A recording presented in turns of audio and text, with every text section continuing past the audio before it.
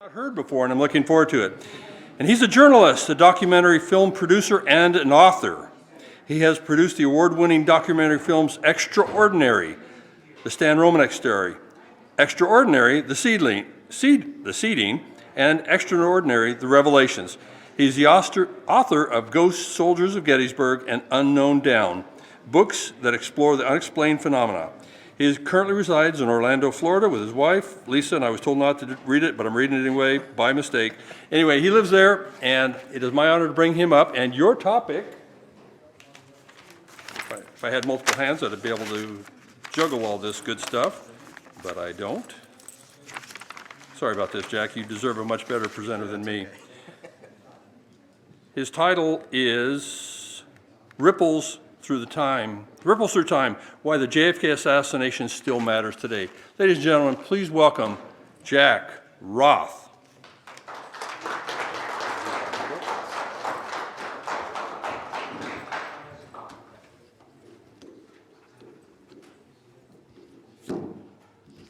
It's better if you leave it in there. Leave it in? Yeah, please. Okay. We've got that little, you'll want to speak into it. Bring it over to. Perfect. Thank you. Is that good? Everyone hear me?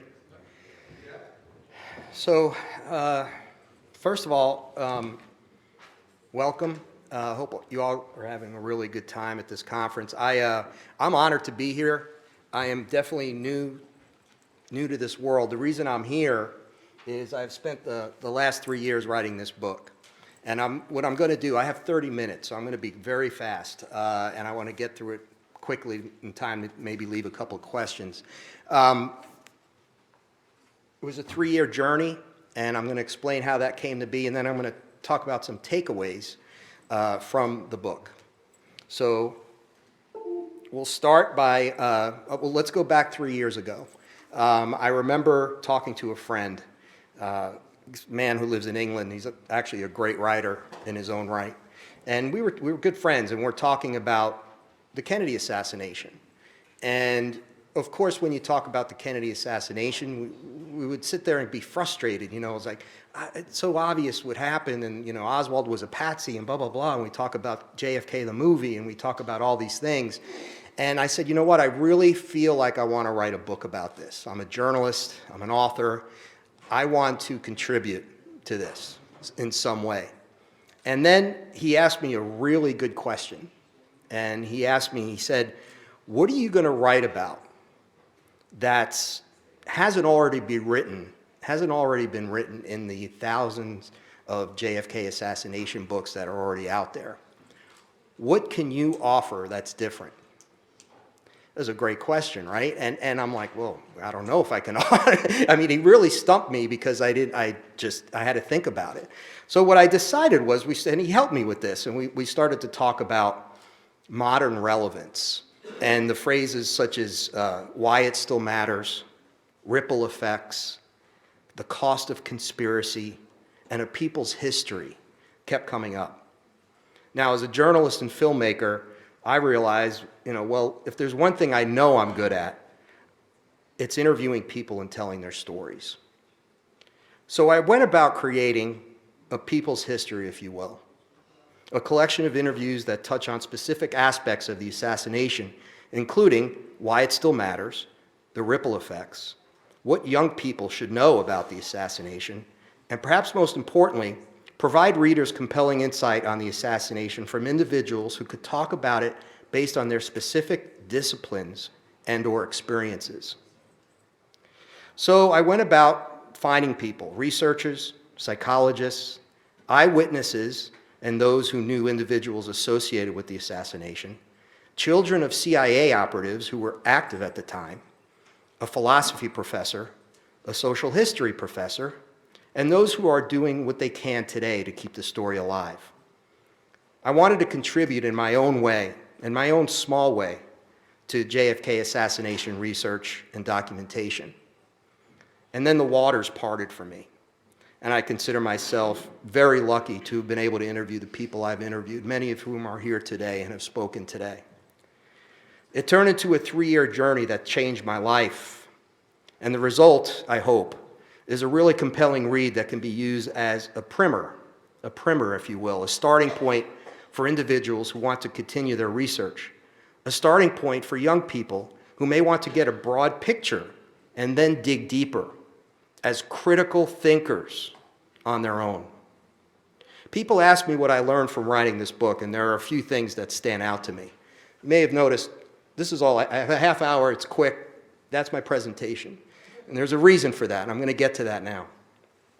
We just heard from Judith Berry Baker, who could easily have talked for 24 hours straight about everything that she experienced with Lee Harvey Oswald.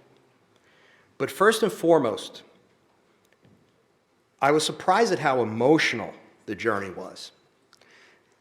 The researchers here have done so much incredible work into the minutia of things, documents, interviewing people, all these things that matter. Of course, documents are essential to this. But what I realized when I started interviewing people, including the researchers, they all got very emotional when I interviewed them. Almost 60 years after the fact, people have a visceral reaction to the assassination. And everyone had their own reason for having that visceral reaction or emotional reaction. So I realized at that point that I was onto something, because I said, well, this is important to understand. The ripple effects of the assassination weren't just political. They weren't just factual or physical. They were emotional. And from an individual level to a national level, they were extremely emotional. So I go about this, and one of the things I learned right away, I learned more about Lee Harvey Oswald, not as a malcontent, lone nut assassin, or as a patsy, but as a human being, as a man. And that was as eye-opening as anything I've ever learned in my life.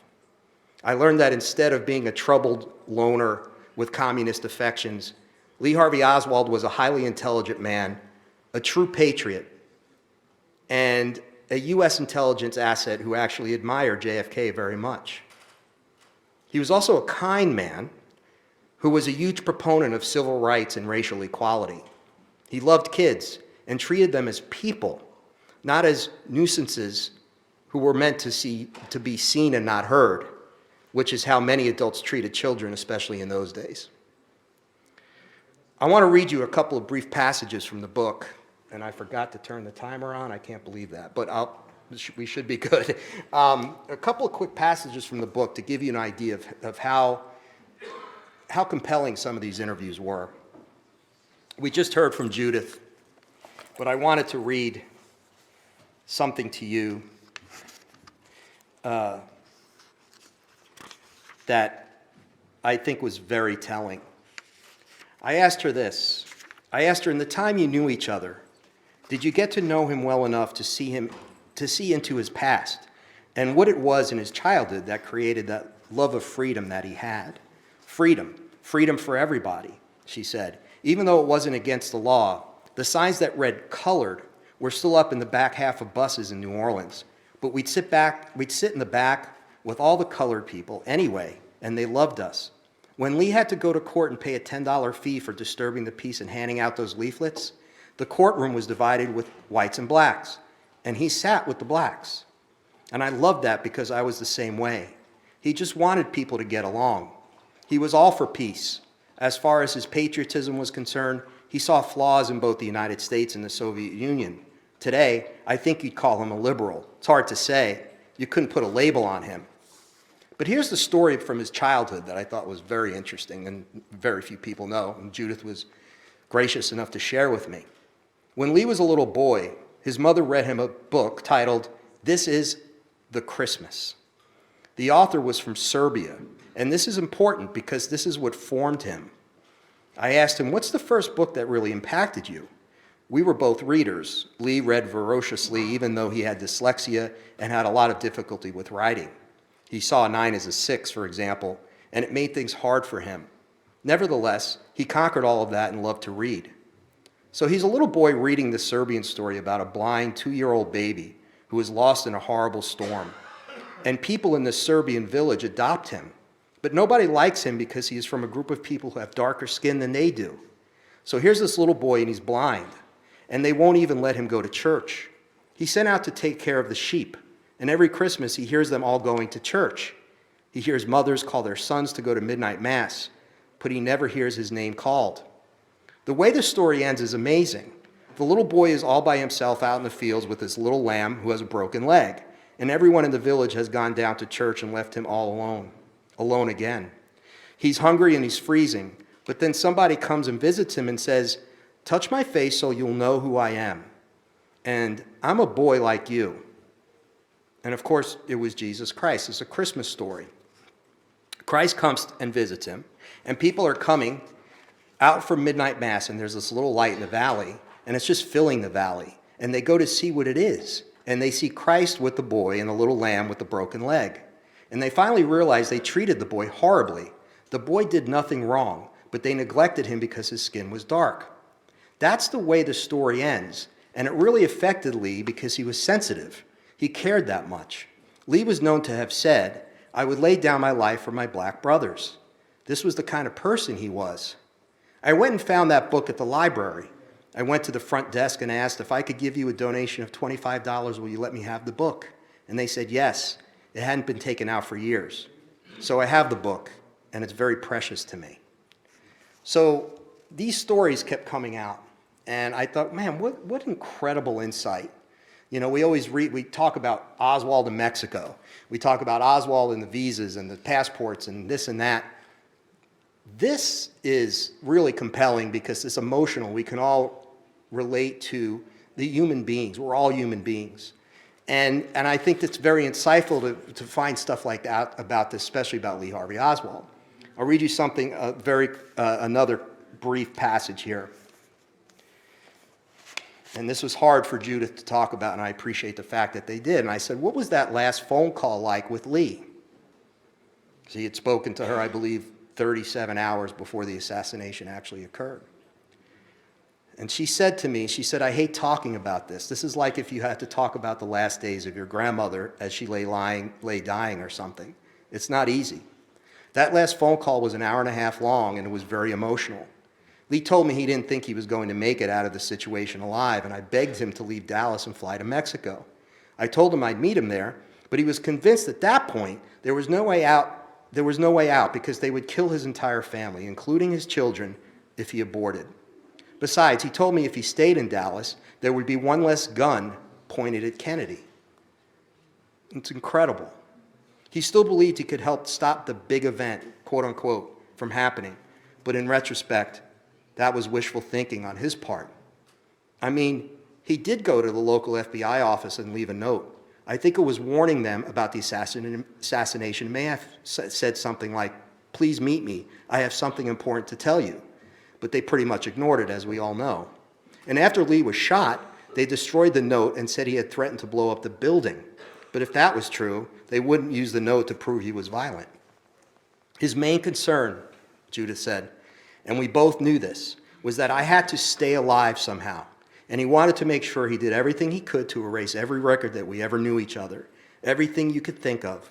And people attack my story and say, "Where is she? She's not on the record." Well, Lee was always very careful about making sure we weren't in any photos or videos together. In the beginning, I think it was a combination of his spycraft and the fact that he was married. But at the end, it was all about keeping me alive. So you speak to people, and everyone I spoke to had stories like this, even the researchers, when they talk about the struggles and the obstacles they come up against and the sacrifices they've made. There are people in this room who have been researching this for 40, 50 years, sacrificing their entire lives to make sure the story is told the right way. I'm going to read you one quick passage here, and then I'm going to wrap up. But this passage is from Pat Hall. Pat Hall, as many of you may know, is the owner of the Oswald Rooming House Museum, located right here. And her grandmother at the time bought the house, and she lived there, and she rented rooms to men at that time. Pat was 11 years old. And she was there, and when basically what happens, Lee Harvey Oswald comes in, and that's where he was living. So Pat Hall had recollections of this. And I asked her, I said, "Tell us about the Lee Harvey Oswald you knew. while he was living at your grandmother's rooming house. And she told me this. In 1963, I was 11 years old, and I had two younger brothers, Harlan, 10, and Michael, 6. We lived with our mom in our own house, but we were at my grandmother's rooming house all the time because my parents got divorced when I was 9, so we needed care after school. We would go to my grandmother's, get homework done, and wait for my mom, who was a photographer and artist, to finish work and pick us up. I don't remember the exact day we met Lee, because with 18 roomers, there were people moving in and out all the time. Lee was 24 years old when he moved in, and we knew him as a sweet, considerate, compassionate young man who loved children. He was the only roomer to stop doing what he was doing at the time and go outside to play with my brothers. Children can bond with someone within a few days, and my brothers bonded with him because he was so much fun and so nice to them. He didn't care what they wanted to do. Baseball, football, jump rope, cowboys and Indians. He was happy to get involved. As a girl, I didn't play with the boys or the men, but Lee was always very kind to me. I could tell he didn't like the way my grandmother tried to teach me.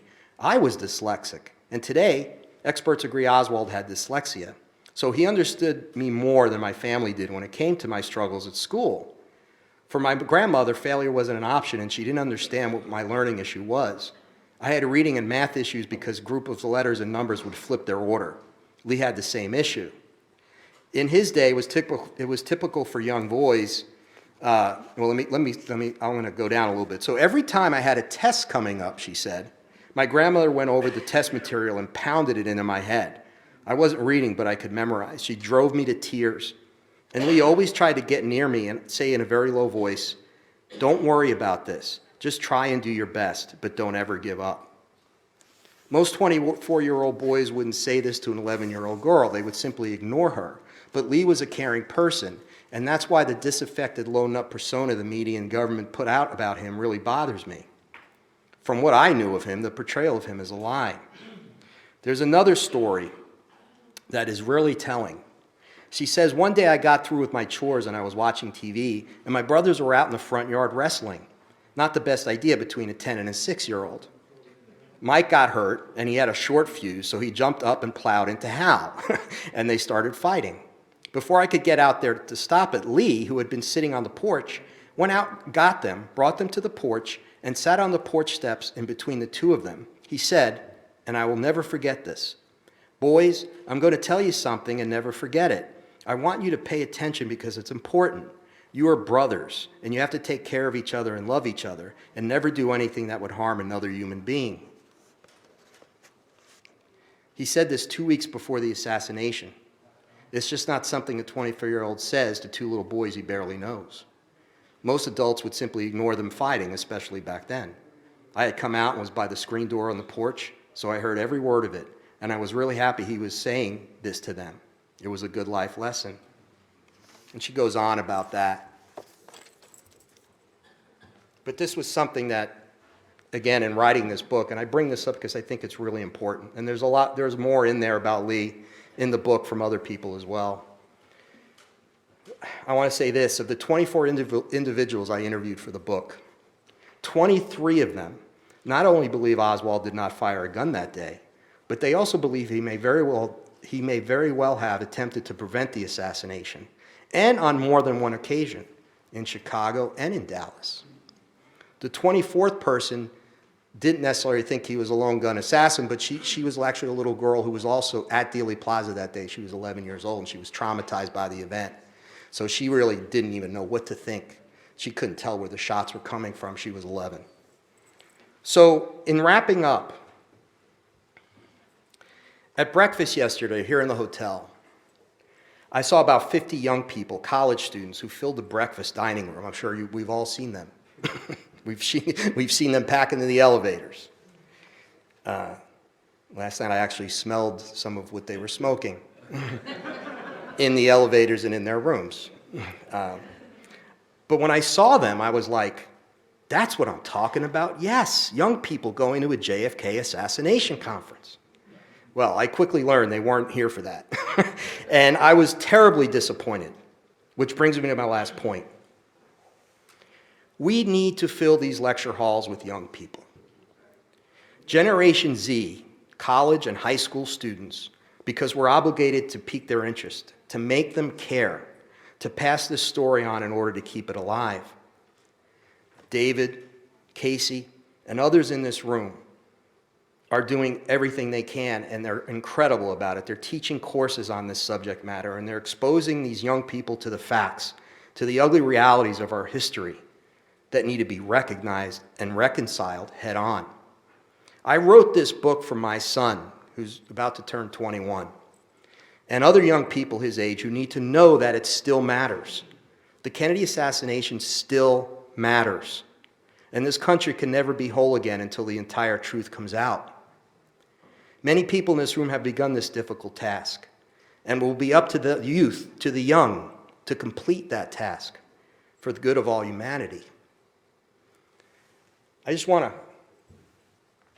do this because I want to do something. I want to recognize Cade and Max, who are in the back of the room there. They're from David's, they're both 21 years old.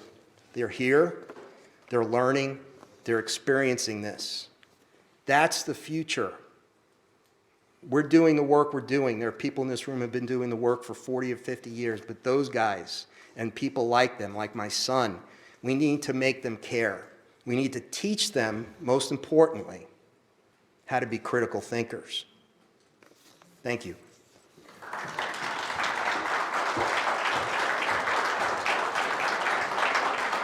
Ladies and gentlemen, Jack Roth. Hope I got it right that time. Before I step down, Jack, I wanted to say something. I really appreciate that you did something that I think is so important at this conference. And what you did is you helped bring some of the humanity of who Lee Oswald was. And what we often do here is we talk about facts and figures and theories and what may have happened and may not have happened. But in my opinion, we talk way too little about the humanity of a man that has been so vilified in the press. And I think it's important to be able to help us realize the other side of what our story and what our truth is. Because if you mention to most people the name of Lee Harvey Oswald like that, and even after all these years of working this, I still have that immediate reaction. And so I think it's really important for us to take out that paintbrush and put a little of the humanity on this man so that we can understand who he was. Because I think it's a really important difference, and it's on the opposite end of the spectrum, to think that this person who was vilified could have single-handedly taken out our beloved president.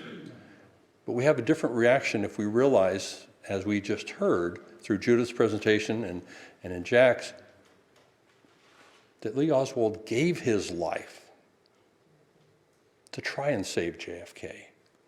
And he knew he was likely going to die. And still, he did it. And in that conversation he had with Judith, knowing that he was not going to make it because he had to stay in the fight. He had to stay in the charade that he was a part of that team because he knew that his wife, his kids, and she and he, everyone would be slaughtered anyway. And even knowing that, knowing what his fate was, he stayed in there courageously to try to save the rest of them. And I think it's important for us to remember that he was a human being. He was a courageous man. He was far more sensitive, far more intelligent than the portrayal of him is. So I'm glad that you helped bring that to us in your presentation and in your book. And ladies and gentlemen, if you would, once again, for Jack Roth.